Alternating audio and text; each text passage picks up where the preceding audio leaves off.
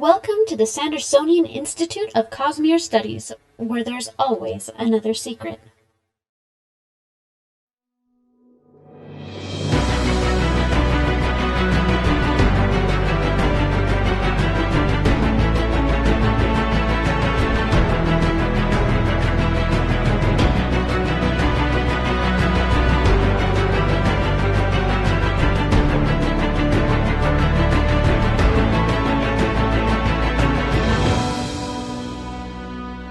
Welcome back, everyone, to episode 68 of the Sandersonian Institute of Cosmere Studies. Today is October 19th, 2020. I'm Bill, and I'm joined, as always, by my anticlimactic co-hosts, Amy and Jordan. And I'm counting myself in that. Why? Because we don't have Isaac here this week. That said, we've got a great episode coming up anyway. Before we do get started, I do want to remind everyone that the Sandersonian Institute of Cosmere Studies is not a spoiler-free podcast.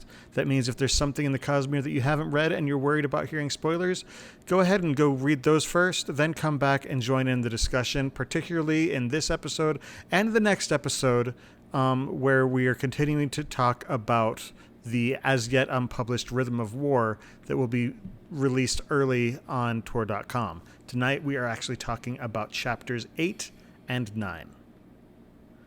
Welcome, guys. How are y'all doing? I'm good. I finished a Mist Cloak, so yay! Ooh, that's exciting. Yes, so that's number 4, and I filmed it, so you guys get to see cool stuff later. Nice. Bonus. So, yep. For those of you who listen to the podcast recordings or watch the videos on YouTube, we do want to remind you that it's possible for our listeners to interact with us live via chat as we record each episode at www.twitch.tv/InkeepersTable. We record episodes of the Sandersonian Institute of Cosmere Studies every other Monday night, starting at 7:30 p.m. Pacific Time, 10:30 p.m. Eastern. So please join us and take an active part in the discussion. Also, I wanted to remind people that Isaac, who was a guest on the show last 2 weeks ago, is also still in the middle of his Kickstarter. I just sort of want to give a little shout out to that because that's going on for another, I think he's got another week or two going in that. So head on over. He's publishing, he basically wrote and illustrated his own children's book, and it's kind of adorable.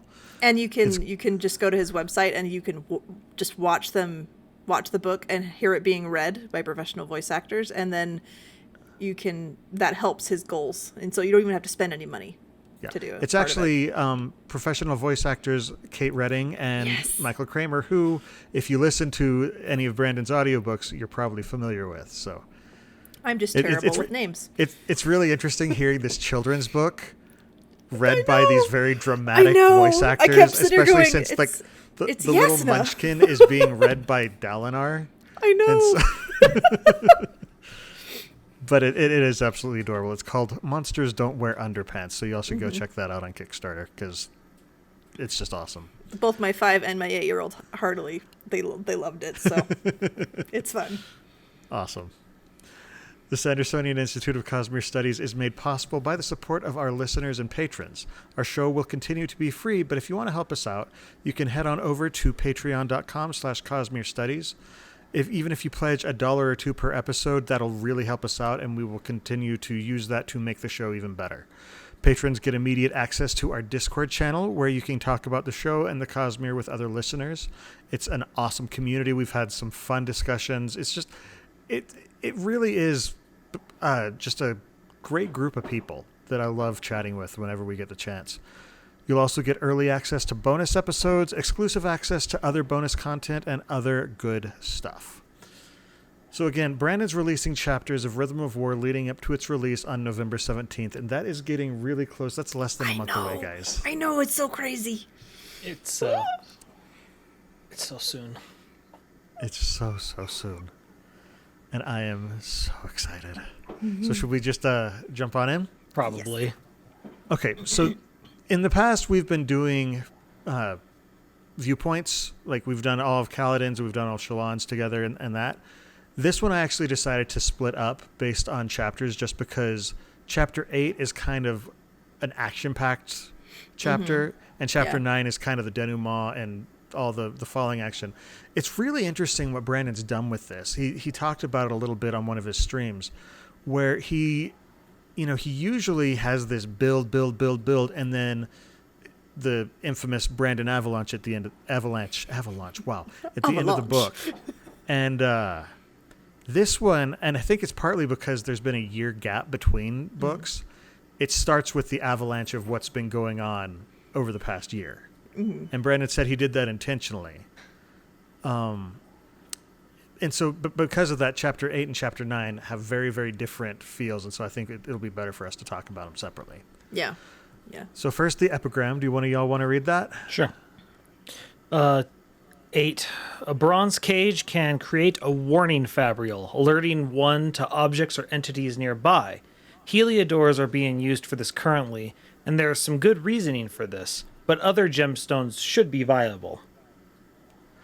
Okay, so I should know, but I can't remember right now. What are Heliodors? What is that, the essence? That's, I forget the essence, to? but it's Bondsmith is...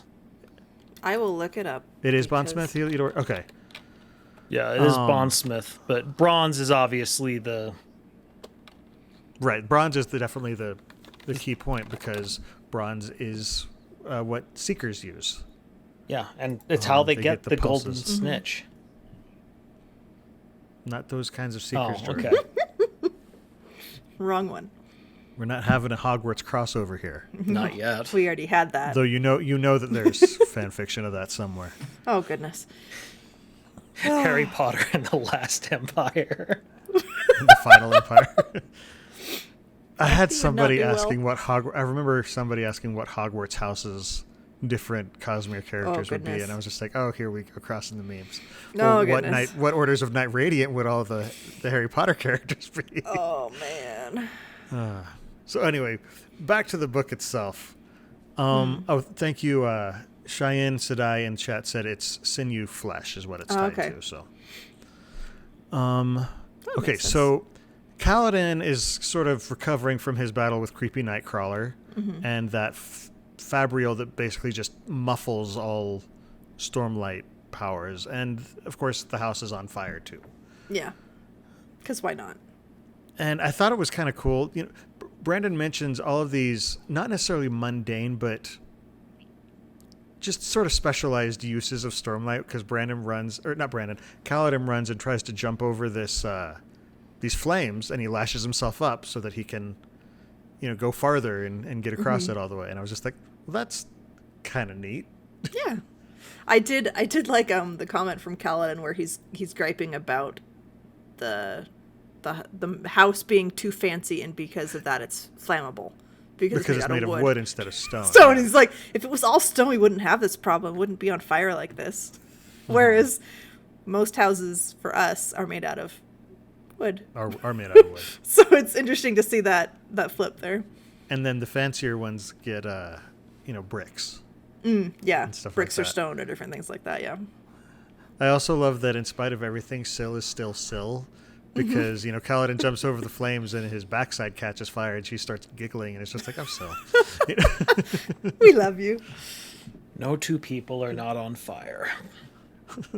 And they talk about in passing that Leighton is now officially the Windrunner quartermaster. He was the armorer, the former armorer that had done all this stuff. So it's kind of cool seeing the progress that's been happening behind the scenes, and the Windrunners are now an official order, and of course Leighton sort of steps into that role because he knows what he's doing.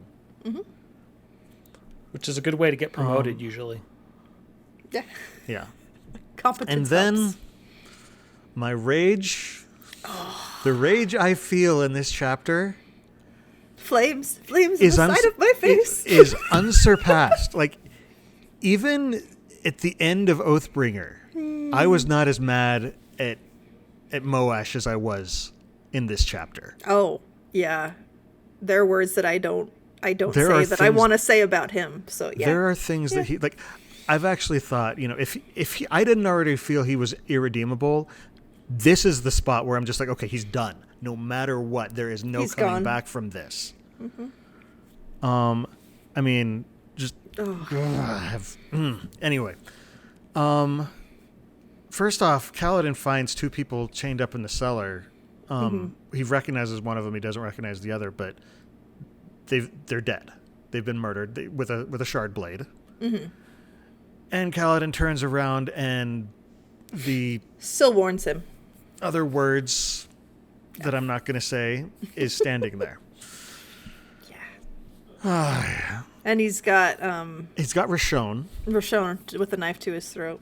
And he slits his throat Like, and then has the right gall after. to surrender. And it's just like, dude. No. Like, yeah. I think his surrender makes a ton of sense, actually. Rashon is the one he's really been after. Yeah. Absolutely. I mean, Rashon and Elhokar were the two who were involved in... Was it his grandparents? Yeah. His grandparents, yes. But His grandparents Elhokar died. was used and Yes. should have shown better judgment, but was Elhokar and didn't. Yeah. Rashon Right. was the one who was actually guilty. Like, Yes. Yeah. this is one of those things because we discussed it. It's the shame of it is Moash never got to kill the man who actually committed those things. He killed the man who had grown somewhat after his horrible mistakes. Well, and it looks like Rashon was even starting to grow a Oh, little bit. yeah. Yeah, that's what I mean. They're They're not the horrible people they were. Yeah, Yeah. Now, is he still guilty? Yeah. absolutely. It's one of those things. It's But- like I don't but feel that's- bad for him killing Rashon. Like, it's everything else that pisses us off. It's the killing of Jebber. It's the killing of all these other people around him. And you can bet he but probably there's started also- the fire too, didn't he? He also is behaving very we know? similarly to Nail. Yep. When he shows up and he is, just absolute letter of the law, punish him, end it. All that's justice, no kinda- mercy.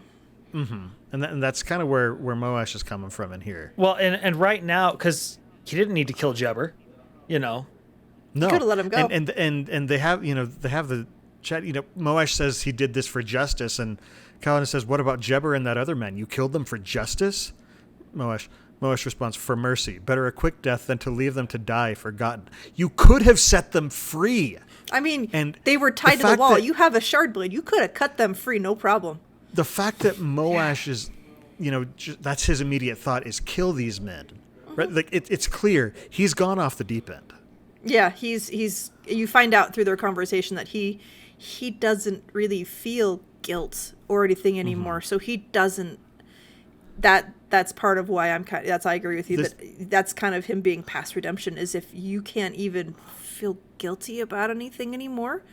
Well, then that's the how whole are you going to point. fix yourself? Yeah, That's what he's can't. he's given his pain He doesn't want it. literally over to hate. Yeah. It's And easier. So that's really it's easier what he's to not feeling feel now. anything. And then he starts fighting dirty, and this is where I'm just like, okay, Moash, you're done. You are dead to me. Where he just starts attacking Kaladin mentally and emotionally. He brings up the honor chasm, and he's just like, you could have ended it. He brings up Tien too. Yeah, but the fact that he's essentially trying to get Kaladin actively to kill himself. Yeah. That's messed up. That is hardcore messed up. I think in his mind, it's not getting him to kill himself. It's getting him to give his pain over to Odium. No, because at one point he says there's another way for you to do that, and that's to stop existing. Remember the honor chasm where you just like he was literally trying to get him to kill himself. Yeah, but to him, And Kaladin, Kaladin- he sees emotion as the problem now. I think it was more literal than that. No, but that's what I'm saying. Like, it's like the reason for it is because he sees emotion as the problem now. Like, it's like he doesn't, to him, it doesn't matter how. Just stop the feeling. That's the problem. And Yeah, so he I doesn't, it's not path, dependent to him. It's however you end it, boom, it's easy, finish, done. It's good. And it's just like, wow, gosh. talk about the antithesis of Journey Before Destination. I mean, it was just Yeah. like this just marks Moash as just irredeemable to me. Like he's crossed a line here. Well, and it's the thing that's so just pathetic about it is the fact that he's just like, why are you trying to protect anyone? Because they're all eventually going to die. And Yeah, he's being defeatist. it's just like, He's basically attacking every single thing, every single weak point that Kaladin has. well, it's not, And he's not fighting to stop him. He's fighting to destroy him. well, it's just one of these things. He is completely gone off the deep end into just pure nihilism. It's just, And he wants to there's drag no everybody point in down with him. existence, really. Except that I don't think he thinks there's no point in existence. He's convincing Kaladin that there's no point in existence. I think he believes But this. But at this point, he does have his own motivation, his own drive. I don't think I he, don't fully like at this point, understand it. at this specific point, I don't know that he does. I think he was perfectly willing I to disagree. surrender to Kaladin and be fine because he got Rashon. I don't think so. I disagree. I feel like he's just almost become spiteful. I don't think that he's I don't think he has spite in him. Like I think he's literally given it all. Like I don't think he has emotion. I'm not sold on that. I'm not. I mean, that was sort of the deal he made. made. I just know that I don't want to be in his head. I think he has one emotion, and it's hate, and spite is a part of that. Yeah, but Anyway, That's how. I mean, we're gonna have to disagree on this one. I think. anyway, there's a great moment right after that where there's just a burst of light, and the first time I read this, I didn't realize the like feeling of the Mistborn kind of.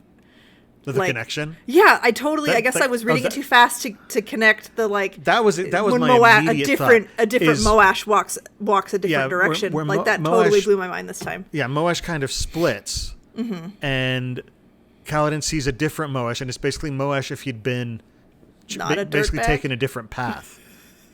And so I'm wondering if, because what it is it's Renarin who's showing up, and I'm just wondering if Renarin has some sort of ability similar to Maladium.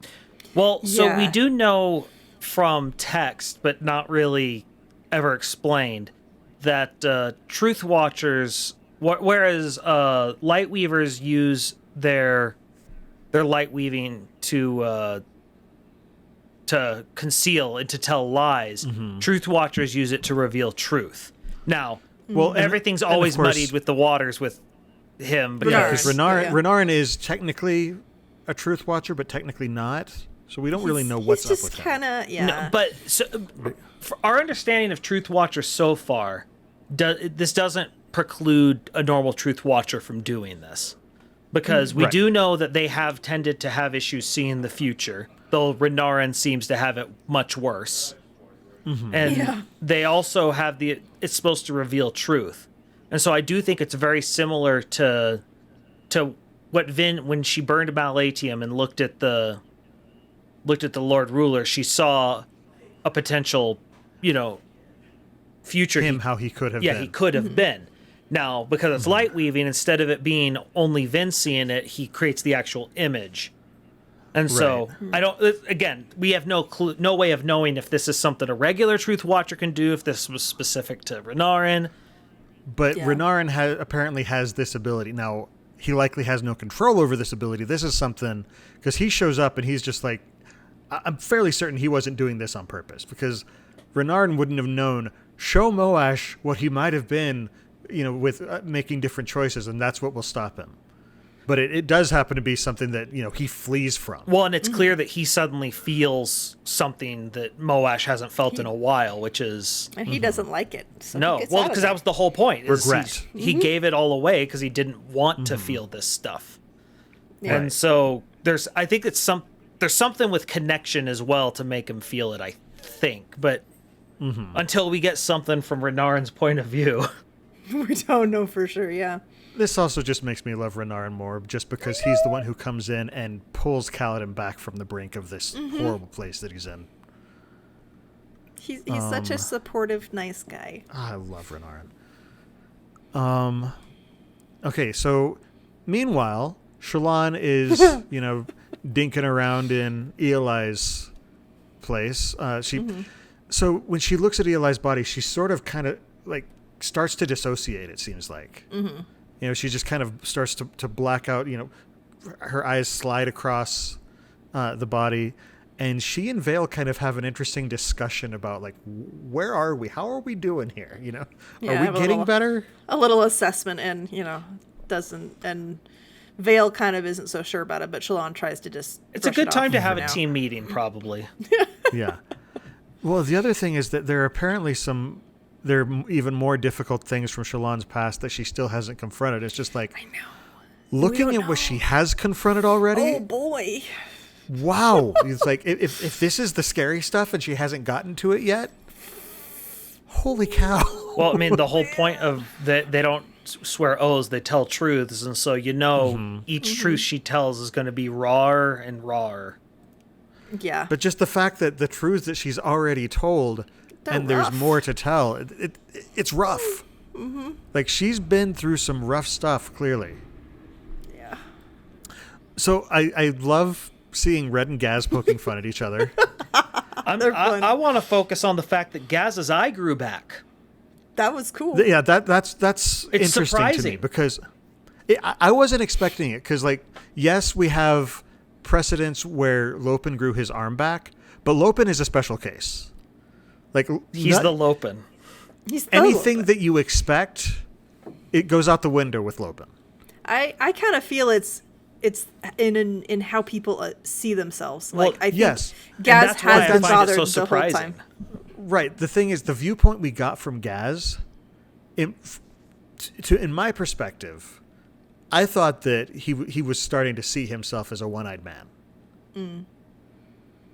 And so for it to grow back, that speaks something, I kind of took it as he never liked it. He never fully accepted it. He wasn't happy about it. And so the Stormlight grew back. Well, so it's very similar. Like, that's how I always took it. Kaladin was never happy about being a slave, but the Brands. So Kaladin has lots of other issues with his identity and how he deals with things. So I kind of feel like he's taken that deeper. Yeah, it's making me think that that maybe Lopin's situation wasn't as special as we thought. That it's that Kaladin's the exception, and it's because he won't let go of his pain.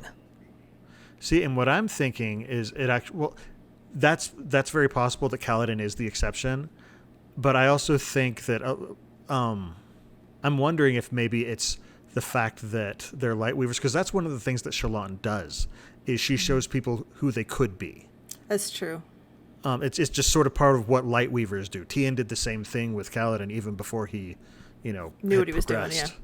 Mm-hmm. And so and that's one of the things is she drew all these portraits of the men as she recruited them. Mm-hmm. Didn't she still draw and showed them. Draw Gaz with one eye still, though? She may have, but what I'm saying is there is a healing aspect of what Lightweavers do. Yeah. It's not the kind of healing that Truth Watchers and Edge Dancers have, but there is a healing to it. Yeah, and it kind of almost an ego healing versus a physical healing. It'd be very ironic of Shallan helping to repair someone else's identity. Yeah. Yeah. But no, like, that could be. Like, I won't dismiss it out of hand, but I had the same reaction, and it made me wonder if I had been thinking about it backwards. Because I had assumed Lopin was the exception, and this might be a case of Kaladin is the exception, and when maybe part of what he has to give up is that. Honestly, I think both are kind of true. I mean, they're not mutually exclusive. Right. Yeah. Well, it's just it reminds me of in Green Lantern when the Yellow Lantern ring the Green Lantern ring tries to go on to Batman, and it doesn't work because he won't let go of his fear of his parents getting killed, and he just refuses to let it go because that's what motivates him. And Kaladin has a healthy amount of motivation by spite. Sorry, now I just have this image of Robin singing Let It Go from Frozen to Batman. I'm sure someone's cosplayed it. Because, everybody's done that crossover. Done a crossover as important. Anyway. I'm not sure that everyone has. I think you have a very strange definition of the word everyone. Well, out of the cosplay community. There's a large number that do that. But anyway. I actually contemplated doing a Sailor Moon and 40K one, but I didn't actually do it. But I drew out the design for it. Yeah, it was going to be weird. But anyway. So Lon has Red and Gaz start gathering up all the documents, and she's looking around for clues because, Eli indicated there's more to find in here. Mm-hmm. And I love that she tests all the different drinks, too. She goes through and is drinking them all. Well, and then Adolin comes in, because she doesn't know anything about wine. Adolin comes in, they're all fun and gushy. And I think she goes out to him. Anyway, sorry. No, because she shows the... she shares the vintage with him. I thought she brought that one out to him. Yeah, she brought that one out to him because she didn't identify that one. She's like, this one's different. What is this? And so he identifies it. It's Shin. He's like, they use these berries. It's so weird. Because he does, know his... He knows his wines, yeah. He's a connoisseur.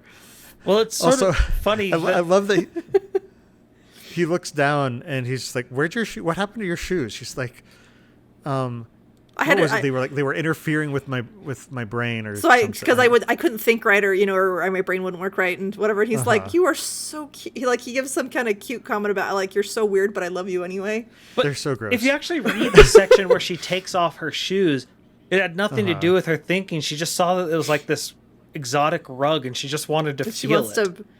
Mm-hmm. And sometimes different textures and whatever else can help you focus on other things too. Well, I just like that she just says stuff like this just to make sure that she remains properly awesome, and just people just think, man, look how quirky she is, and in the meanwhile she's just like, oh, this rug, it feels so amazing. So nice. So now the interesting thing is Pattern's response, where he says, "I wish I had shoes to take off so my brain would work right." Now this could be a throwaway funny line from Pattern, but I'm wondering if it's a hint that Pattern's memory is still having issues, because as the bond gets closer and closer, their memories both get better. Yeah. But clearly, I think there is still something quite not fixed with Pattern. Well, I mean, if Shalon's holding so much back, then it would make sense that he would still have lost things, because when we first see her and Pattern interacting, he doesn't remember everything, and obviously they have a past relationship before the books. Well, but also... we know what he says is correct because he follows it up with, he's like, I don't think I have a brain either. We know he doesn't have a brain. We've seen his head. There's no brain in there. There's something But else. It's one of those lines, though. It's one of those lines, though. It's like a throwaway line that I feel like Brandon put in very intentionally. I could be completely wrong on that. I think it's just him showing that Pattern still... he thinks of things in such literal terms. Because later on, what is she and says? That could be the case. This isn't quite right, and he's like, technically it's a few degrees off. So technically you're right. So cute. You're correct. It's cute. And it's just one of those patternisms. And that's the thing, is it's one of those lines where it very well could be that, but I just have this niggling feeling that Brandon put that in intentionally, just sort of as an indication that Pattern's brain isn't working quite right. So we'll just have to wait and see. Rafa. I also like how Shalon takes a memory of the hutch that has all the wines in it. Mm-hmm. And doing that, she's able to observe it better and tell just from looking at it that there's no room for a secret compartment. Yeah. It kind of reminds me of Sherlock's Mind Palace. Yeah. Did she say it was just the memory, or was it the memory and drawing it? It's drawing it and taking the memory and drawing it. She draws it, Okay.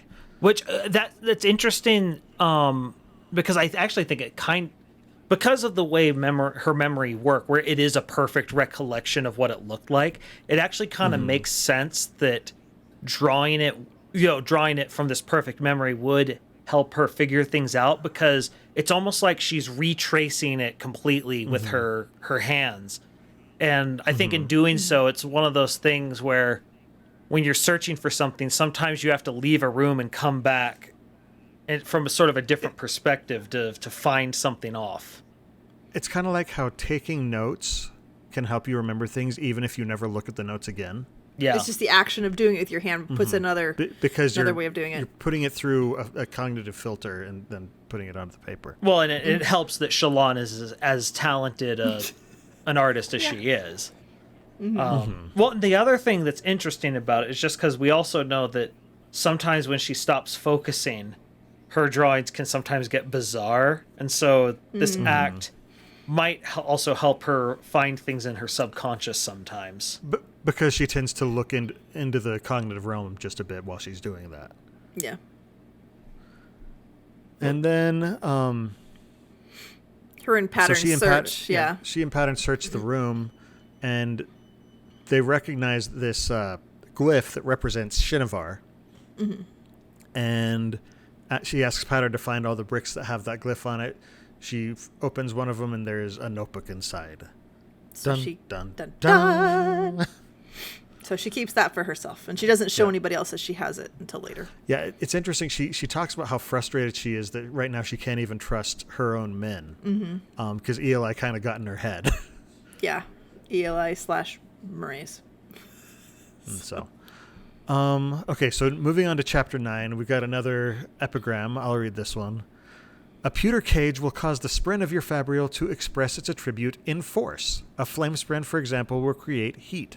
We call these augmenters. They tend to use stormlight more quickly than other fabrials. Makes sense. Strength, fortitude, force. Yeah, Pewter. It works. it totally matches. Yeah. More Mistborn connections. Yes. Okay, so now we're going to go back to Kaladin, and he's kind of He's out recuperating. He's wrung out.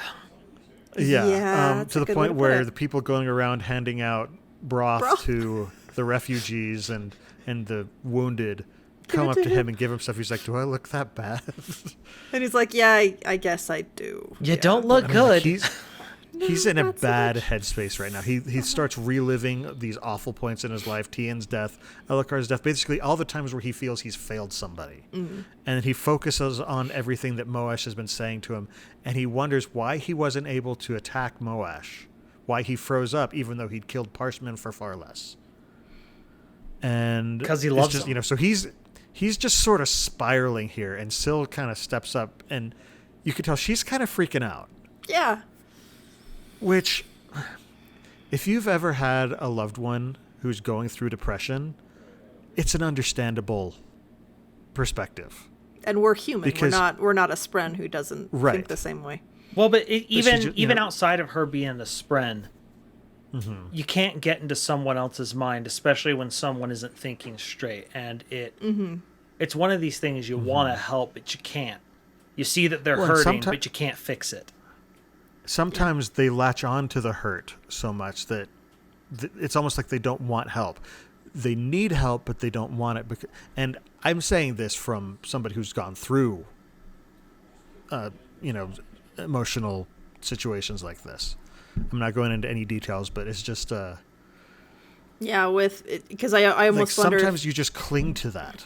I almost wonder if the pain is uncomfortable. It's pain, but it's something that they know, and compared to the overwhelming unknown of how to get past that pain, and they get stuck where they are because they don't know how to get past it, or they're scared to get past it. I don't know exactly. I think I had a little bit of postpartum depression after my kids, but I'm not an expert in that. So No, it's just grain of salt.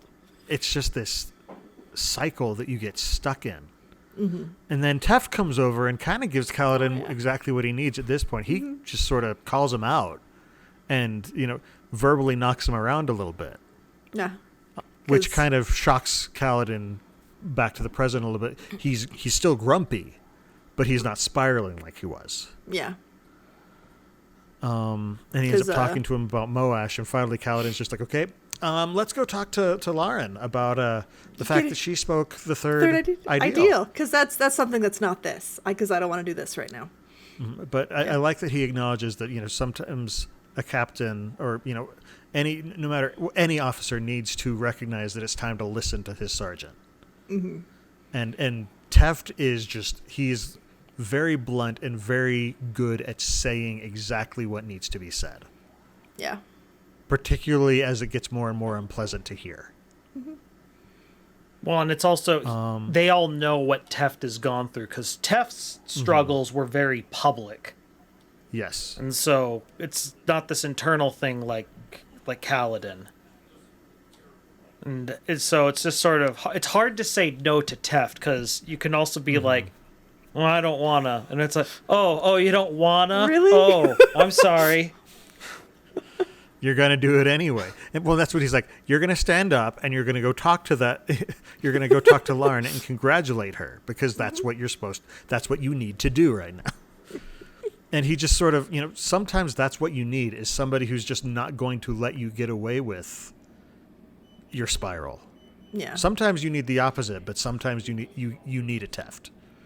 Yeah. To kick you out of your marinade of depression. And so even though he doesn't get him out of the spiral, he sort of puts him on the path towards getting a little bit better, at least. He threw him a little buoy so he can stay sort of stable-ish. Well, it's more he slapped him so that he, brought him back to awareness. Yeah. So he goes over. I like that he makes a point to congratulate her spren. They have the line, they had few enough honor spren that he tried to always acknowledge them. So there's just a little clue that something's up. There's not enough honor spren. And then he says hi to his parents. Of course, they decide they want to stick around with the villagers because that's who his dad is. That's what they do. They stick with their people and they help out where they can. And then he just takes off and goes off flying back to Hiratheru. Yep. And then we jump to Navani in her sphere of flying magic wonder. Palanquins?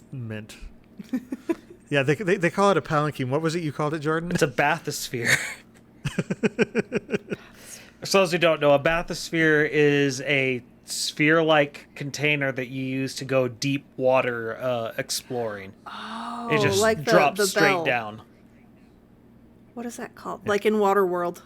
Like a diving bell or Diving Bell, that's what it's called. There's a book that has that in the title. Anyway.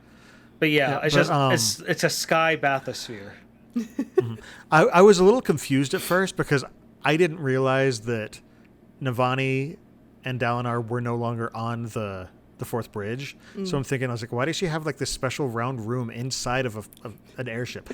But they've basically been lashed and they're all flying back ahead of the fourth bridge because it doesn't move super fast. It's pulled by Chulls.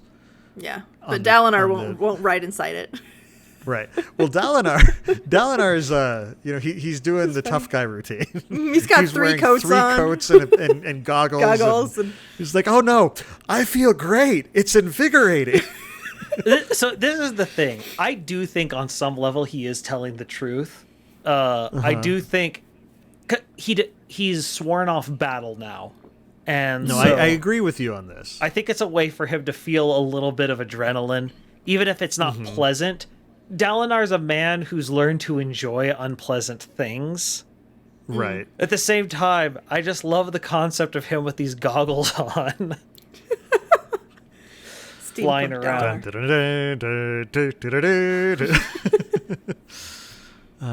Flight of the Valkyries. I also love having Navani's perspective just because it's such a different perspective. She really is a scholar.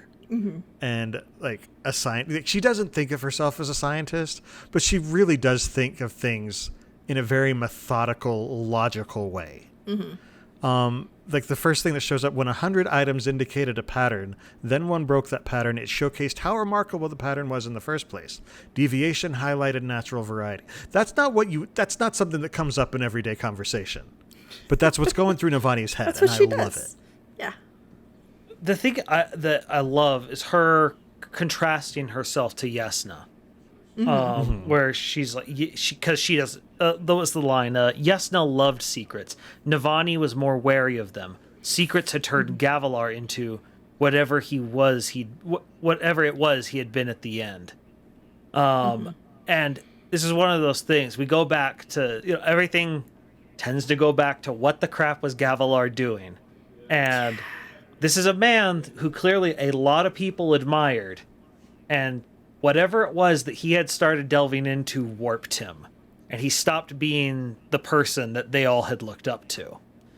And what I find interesting is by her contrasting herself to Yesna, it sort of highlights how Yesna really is the daughter of both of them.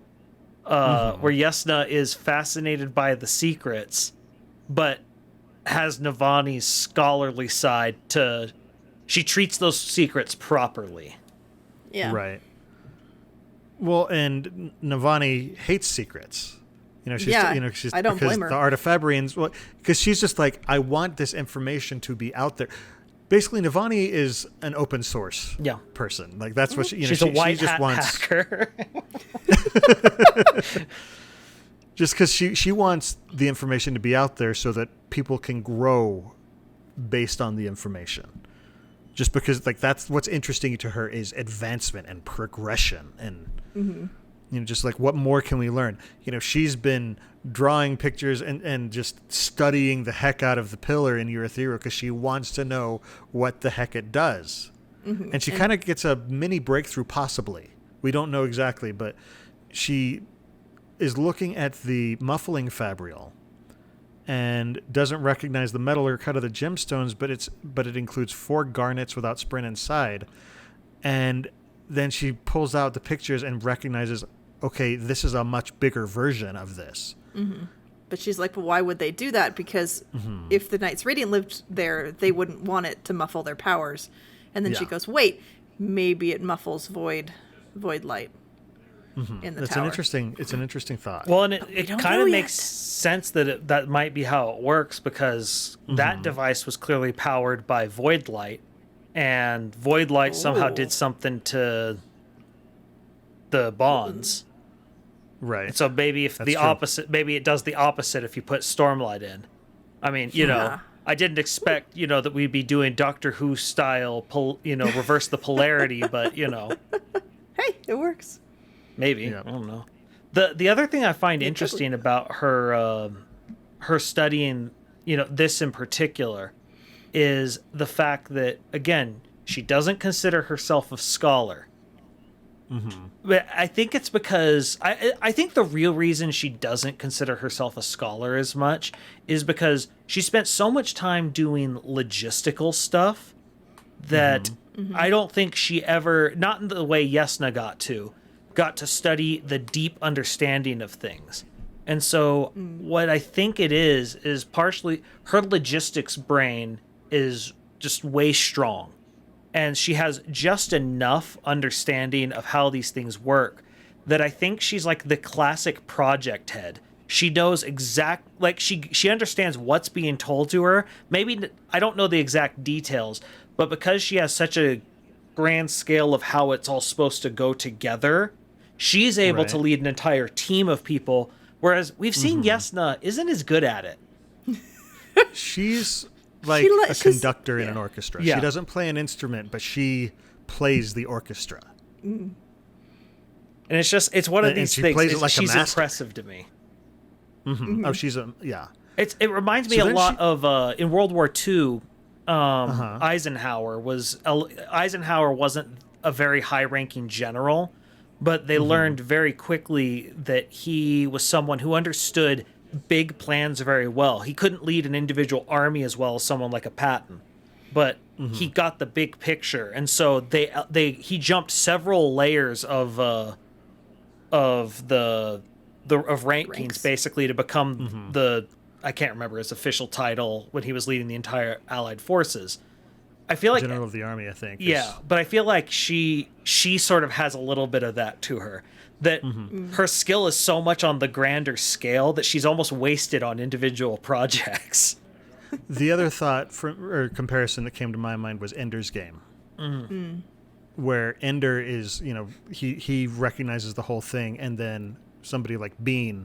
I think the words it used was he could use a small team like a scalpel.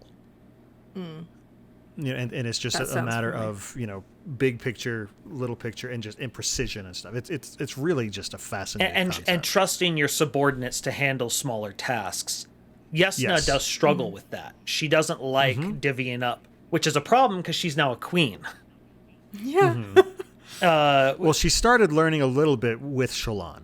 Yeah. But yeah, it's definitely doesn't come naturally to her. I'm sure her and Navani had some fun chats love about seeing that. the Yasna Navani. I want to see more Yasna versus Navani. Not versus makes it sound like they're against each other, but more because they contrast in very interesting ways and are both very, very strong-willed people, but very strong-willed in different ways.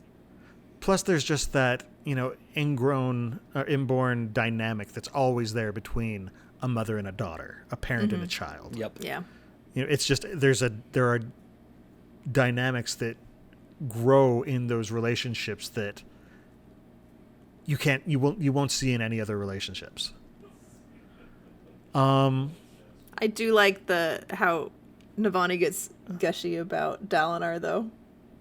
Oh yeah, It was she's so just cute. like, she loved that Chull, and I'm just like, oh Navani, I do. I just Navani want and to point Dalinar, out in my she is opinion, are one of the one best. syllable away from actually calling him Chullcakes. I know. It was so great. Oh, If can somebody we accept wants, that into Brandon? if somebody wants to draw that for Cosmere Inktober, I would love you. I would do that, but my people are not Isaac, are are you not listening? to Shalon's level yet. So if someone wants to draw that, it would be wonderful. Please do it. So yes. But yeah, no, they, in my opinion, are one of the best couples. Just they really do work. Yeah. And then she starts getting frustrated about soulcasters, which I know. all of us are getting frustrated about soulcasters. She says soulcasters manifested as small, unresponsive sprint. This is in the cognitive realm, hovering with their eyes closed. So the soulcasters did have a captured spren, a radiant spren, judging by their shape, intelligent rather than the more animal-like spren captured to power normal fabrials. I have actually speculated on this for years. Like, I felt like soulcasters are more connected to shard blades than they are to other fabrials. I felt like, perhaps it's some, because one of the questions I think somebody asked in the book is, I don't remember if it was in the book or if it was in a Word of Brandon thing, but somebody was asking about why swords, why not other tools? And and my immediate thought was soulcasters. I think it was Dalinar while he was digging the trench with the warhammer. Right. Oh, yeah. No, I actually think the comparison's less to shard blades and more similar to the oath gates. Because we saw there are two sprens that run the oath gates, but they've sworn to not do it. And the other thing that's interesting is the fact that their eyes are closed. We don't know if they're dead eyes or not. See, and that's why I say that again, more like shard blades. Like, I feel like they're either like my personal thought is that they're tied to either Inkspren or cryptics. Like if because we haven't seen a dead Lightweaver blade or a dead Elsecolor blade, at least that we've heard, that we know specifically. At the same time, because Yasna can look into the cognitive realm so easily, I feel like if it were a dead Inkspren, which is what Perhaps. Ivory is, I feel like she would have said Inkspren, because I feel Yasna would have said that's what At it this is. point, perhaps. She wouldn't keep that from Navani. And this is a theory that's been building on. Well, for we know several it's a years, so higher there's spread. new information. That's what we do know, but we don't know. And this confirmed that. Yeah. We don't know if there are higher spren outside of the 10 orders. It seems like there are. Yeah. Anyway, my only thought was, I almost wonder if they're like hibernating until they get Stormlight infused in them to use the Fabrials, and that's when they wake up.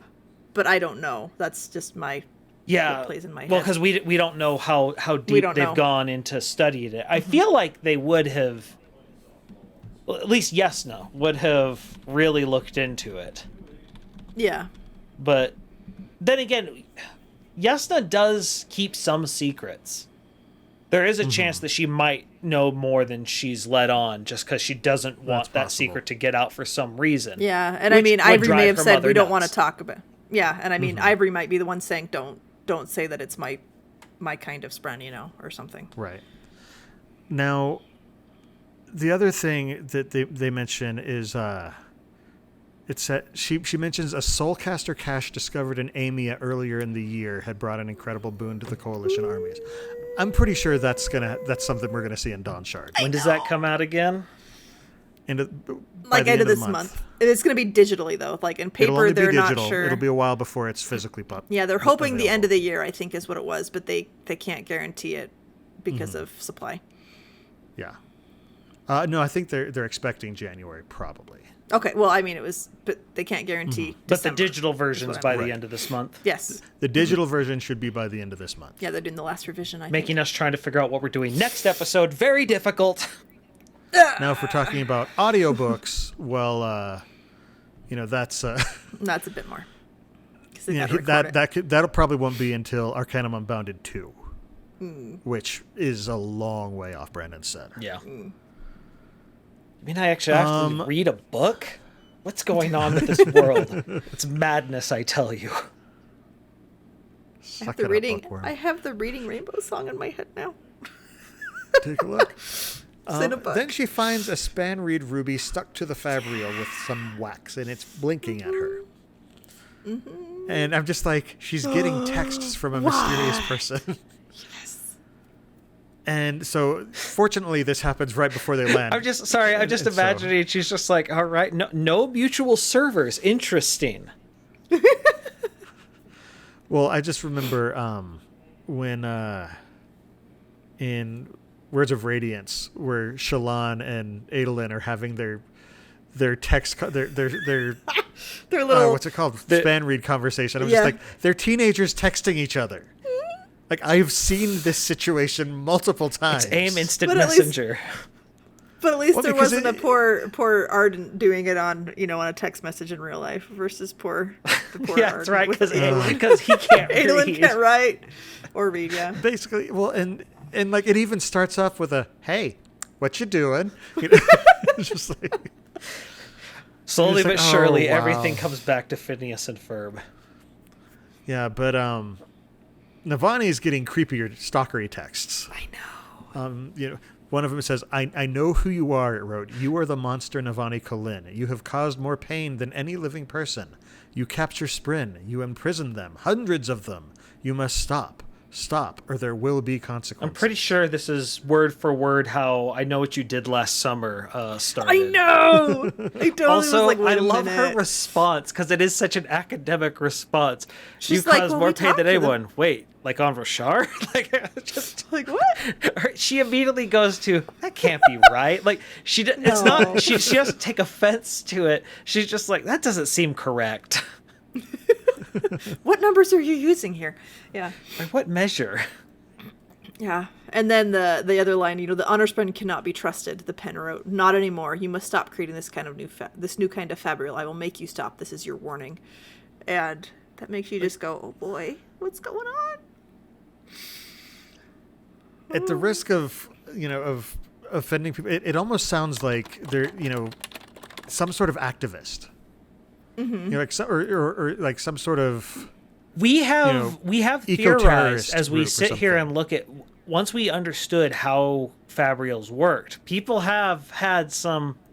That seems kind of like a jerk move to imprison it in a crystal for the rest of its existence. Mm-hmm. Yeah, it's And- kind of harsh. But what it does is so useful that it sort of has the same effect as a beast of burden. Right. How you would view it. And, we don't feel guilty for, hitching oxen up to a wagon type of thing. Because that's what they're used for. But we do have animal rights activists and, in the real world who would view that as cruelty. Now, the question is, of course, this is a very secure place surrounded by windrunners. How did they sneak this in? It implies either a spy or someone who has the ability to sneak something in. And Not necessarily, because, if it wasn't blinking before, would Kaladin or Lift have noticed it? but still, someone had to put it in there at some point. But they got it from... It could have been on there before Kaladin even showed up. Yeah. Is what she's saying. yeah, I'm but- saying because they got it in that fight in the house. And Yeah. so I'm figuring that's where I thought it came from, is that it was someone on that side that put it on. but that's my guess. That side being The Singers? Odium side. Yeah. So the possibility of someone just trying to do it to stop her growth of, artifabrians is real, but I get the impression it's something more of an activist angle, or someone. I think it's a third party. I think it's could be. the out there theory that I have seen out there that I want to be true, and thus it's the worst type of theory because I want it to be true. Is I want it to be one of the bug people that snuck it in with a bug.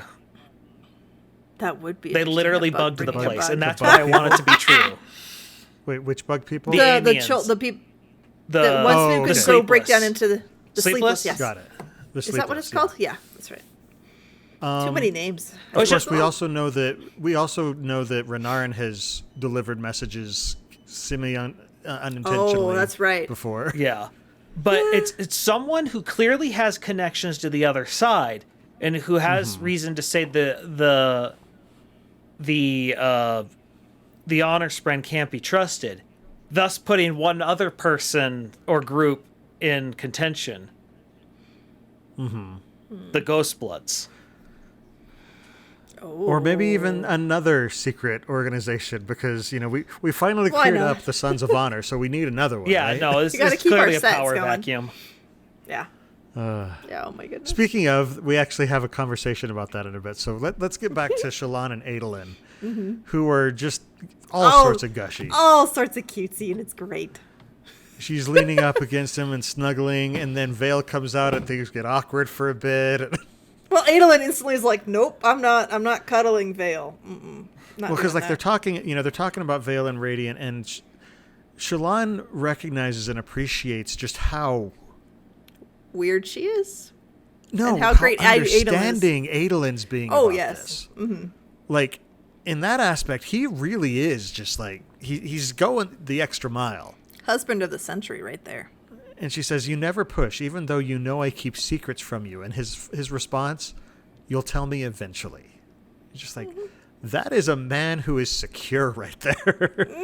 Look, let's not give him too much credit. He chased off literally every other woman in the war camp. This is the best he could get. No, he is. I wonder how patient he would have been before the events of the Way of Kings.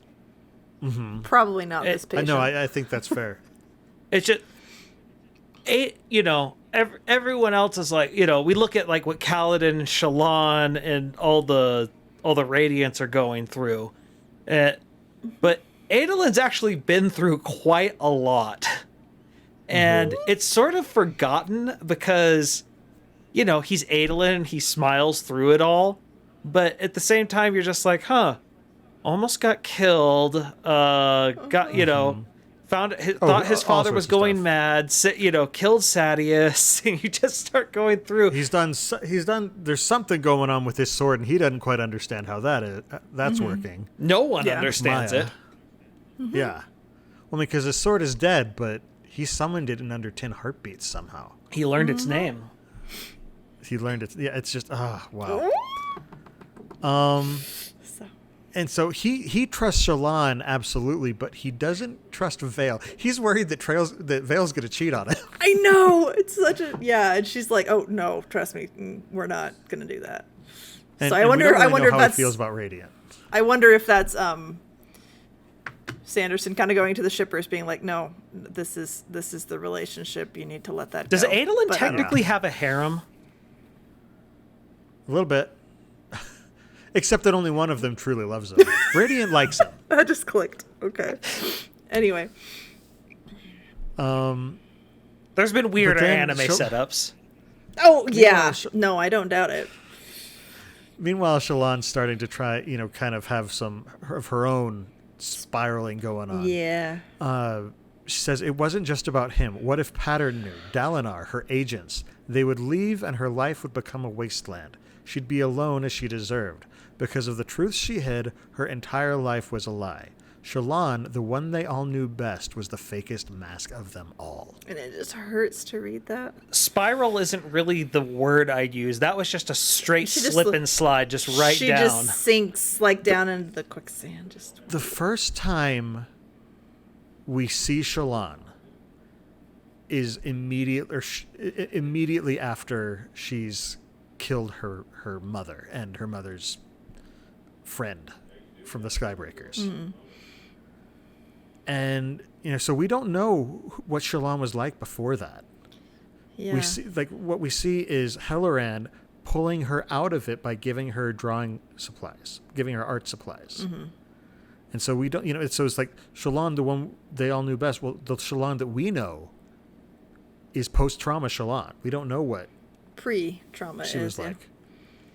And so we might have a name for it, though. Well, and then she's talking about a new persona, formless. Even though she's like, I'm not going to make anymore. Yeah, that one's just a creepy, I almost see like a black goo is kind of what I picture. And it scares Vale and terrifies Shallan. Yeah. Just the fact that it exists and could do something. And so Vale kind of steps out as Shallan's protector. Now, one thing Brandon has said is that in previous books, he'd kind of danced around Shallan having dissociative identity disorder because he didn't want to go too far into that and do it wrong. And he was saying, this is more of a magical thing that expresses similarly. And as he was writing this book, he actually decided he wanted to just go full in and say, yes, she has DID.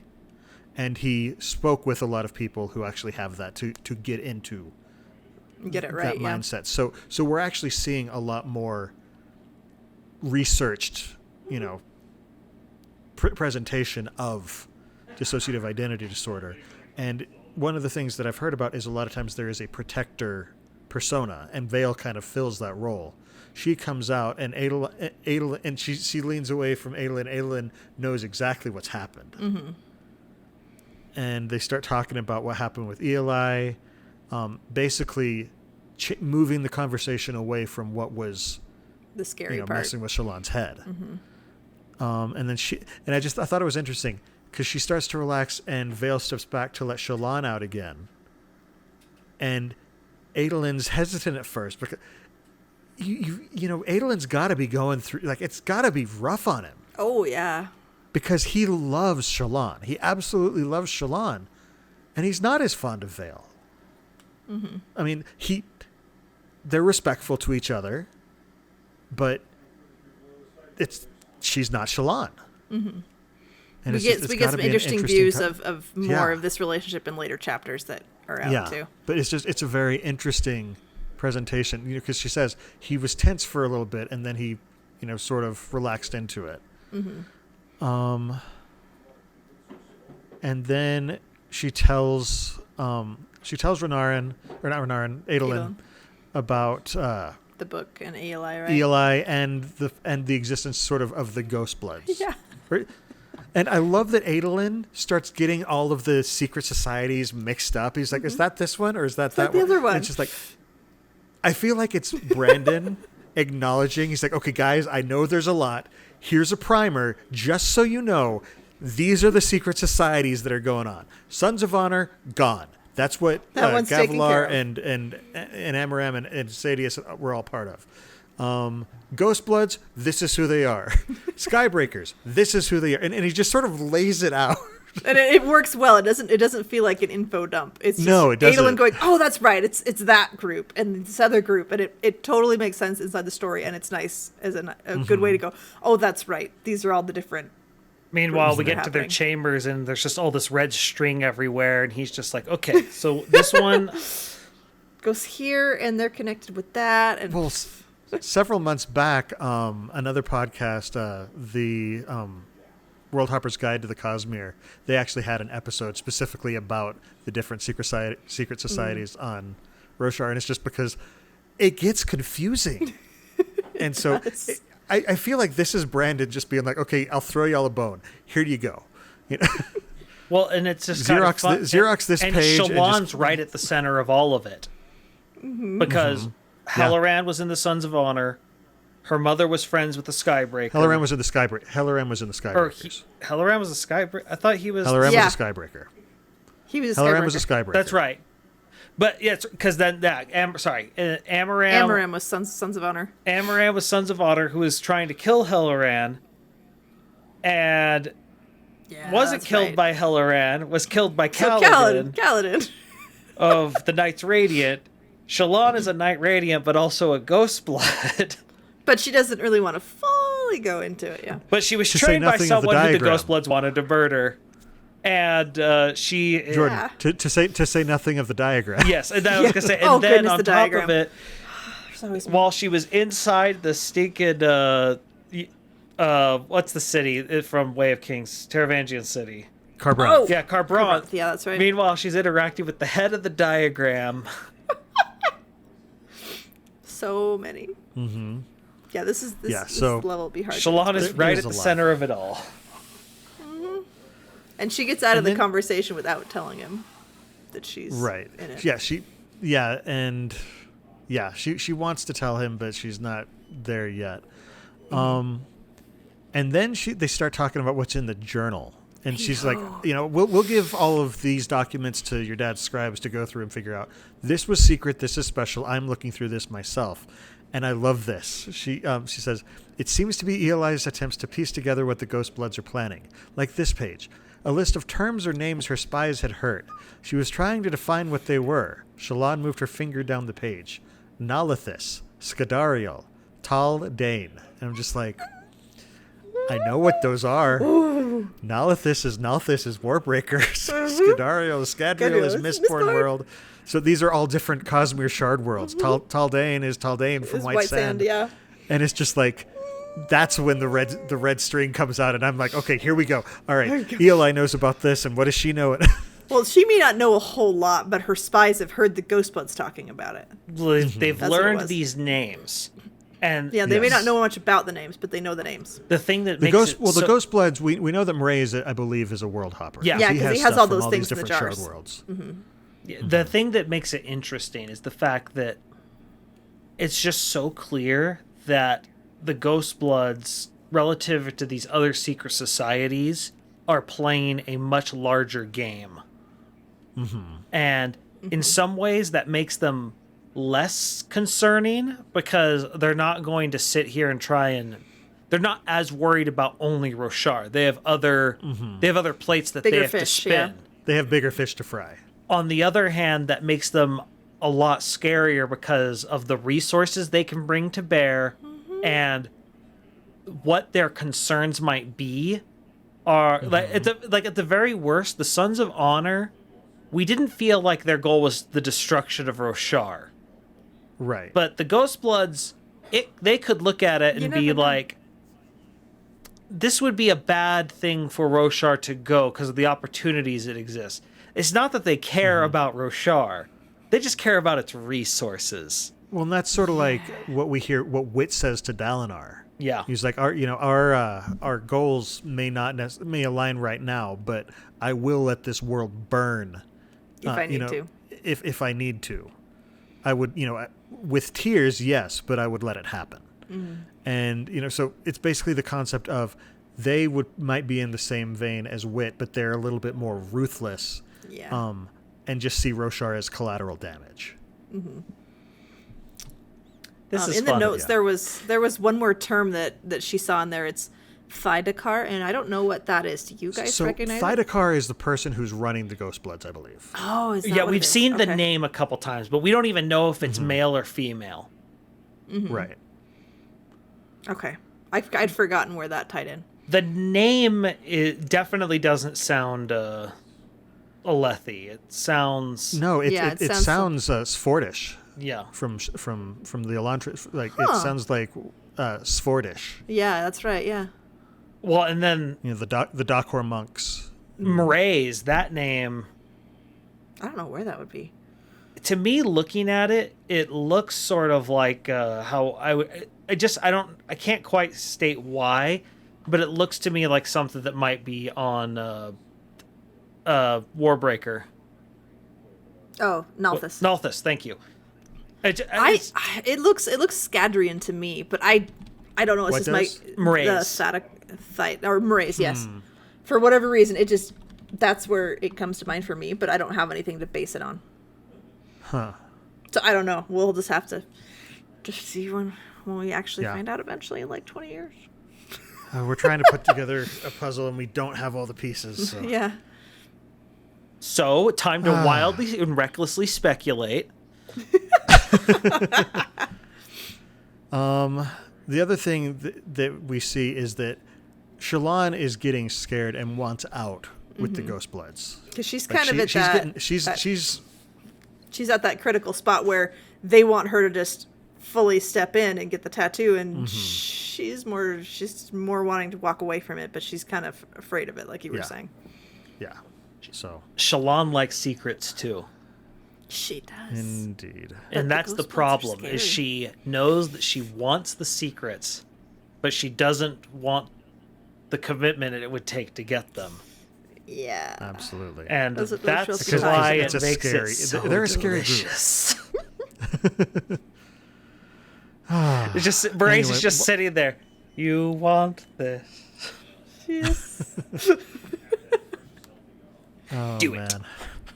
Well, we do love hearing from our listeners, so please keep sending in questions and feedback. You can ask us about the Cosmere. You can drop us your idea for topics you want us to discuss during the show. And while you're at it, we would love to hear feedback on how you think we're doing, as well as any interesting theories you might have about what's going on in the Cosmere, in individual books, outside of, in the greater story, basically any of it. You can send all of your questions and suggestions in a brief, concise email to cosmerestudies@gmail.com, and hopefully we might even be able to read that as part of the show. If you'd prefer to send us a physical letter, we do have a P.O. Box at the Sandersonian Institute of Cosmere Studies, P.O. Box 970063, Orem, Utah 84097. We also have our own personal projects outside of the show. Jordan, why don't you start us off? I am streaming over on twitch.tv/splicestream. And the thing that I'm working on right now is trying to make OBS work, because I'm trying to switch over to that. And if you want to come see technical difficulties up the wazoo, you definitely should come watch, because things have been fun. Cool. Awesome. And Amy, how about you? My Facebook is Coincidence Cosplay and Props. My Twitter is @CoincidenceCosp, because my name is too long. My Instagram is @coincidence_cosplay, and my website is www.coincidencecosplay.com. So I have been like 98% done my costume, and I have the fourth Mist Cloak, I can speak, finished. So, and I've been filming that, so I'm hoping to put up that tutorial probably in November at this rate, because I have like a bunch of stuff happening in real life the next few weeks. But then, so I want to finish my Doc Ock, finish Vin. I'm going to try and I have a photo shoot set for this Friday, so hopefully I will have fun pictures from that. And that's kind of what I'm doing for October. So yeah. Cool. As for myself, I've got another podcast that I host with my friend Dylan. It's actually about board games. It's called The Innkeeper's Table. We have new episodes on Friday mornings, and it's available pretty much all of the major podcast sites. So go ahead and listen to us there. You can even check out our Instagram page @Innkeeper's Table Podcast. Our most recent episode was about games where one or more players are a traitor. We even do a brief mention of Among Us, since that's kind of the craze. Even though it's a 2-year-old game, it's become really big right now. Oh no, it's very sus. And then this week's episode is going to be a deeper look at one of the most famous games in the traitor game genre, Betrayal at House on the Hill, as well as other versions of the game. Like there's actually a Scooby-Doo reskin of it now. There's a D&D reskin called Betrayal at Baldur's Gate. And we also dive in a bit to Betrayal Legacy, which is a legacy game where each time you play the game, what you did in the previous times you played the game actually has an effect on the game itself. Really cool stuff. I do have a bunch of board game reviews over at www.innkeeperstable.com, and I post about games on Facebook, Twitter, and Instagram at @InnkeepersTable. For our listeners who want to support the Sandersonian Institute of Cosmere Studies, but you can't become patrons just yet, We would love it if you would let your friends know about the show, if you would review the show on Apple Podcasts or Google Podcasts or basically wherever you listen. If you can give us a review, that'd be great. And don't forget to subscribe to the podcast and to like and subscribe over on youtube.com/Cosmere Studies. All right, guys, before we go, do you have any final thoughts on what we have discussed this evening? There's so much coming out. Poor Shallan. I like Dalinar. Navani's awesome. Edelon's awesome. Poor Kaladin. Moash is dead to me. Moash is worse than dead Moash to me. can go sit on a cactus and spin. I mean, I knew it wasn't going to happen, but I really hoped when Moash started doing his jerk thing that there'd be another shard bow to just be like, boop, just no. I wouldn't mind. That would have been. I would not mind. I would have been okay with that. Oh gosh, I would not mind at all. I just had an interesting thought. We've talked about the cognitive realm and everything. We haven't ever seen anybody really die, or at least that they've noticed in the physical realm, like in Mistborn's Secret History, where Kalsir starts seeing people die and pop into the cognitive realm. Have we seen anything like that? I think we have, because I think when they first crossed over into in the middle of Oathbringer, when they crossed over at the Oath Gate at Kolinar, Shallan was like going through looking at beads after bead after bead, and I swear one of them might have been someone who was dying. But I don't remember.